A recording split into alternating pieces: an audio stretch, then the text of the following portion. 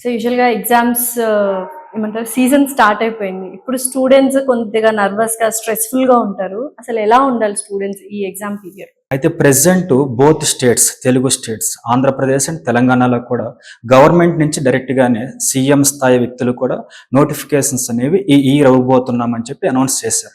So మనకి ఈ year next year కూడా ఫుల్ ఆఫ్ నోటిఫికేషన్స్ అనేవి ఉంటాయి బోత్ స్టేట్స్ కూడా.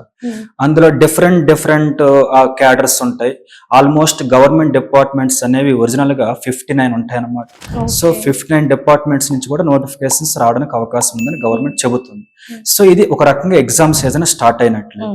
ఇప్పటికే ప్రిపరేషన్ లో ఉన్న వాళ్ళు ఉంటారు, గతంలో ప్రిపేర్ అయ్యి జాబులు రాని వాళ్ళు ఉంటారు, ఆల్రెడీ గతంలో ఎగ్జామ్స్ ప్రిపేర్ అయ్యి ఫెయిల్ అయి ఉంటారు జాబ్ రాకుండా ఇవ్వడానికి. వాళ్ళకి ఆల్మోస్ట్ 50% క్లారిటీ వచ్చే ఉంటారు. కొంతమంది క్లారిటీ తీసుకోకుండా హార్డ్ గా ఇంకొక స్టెప్ వేస్తారు.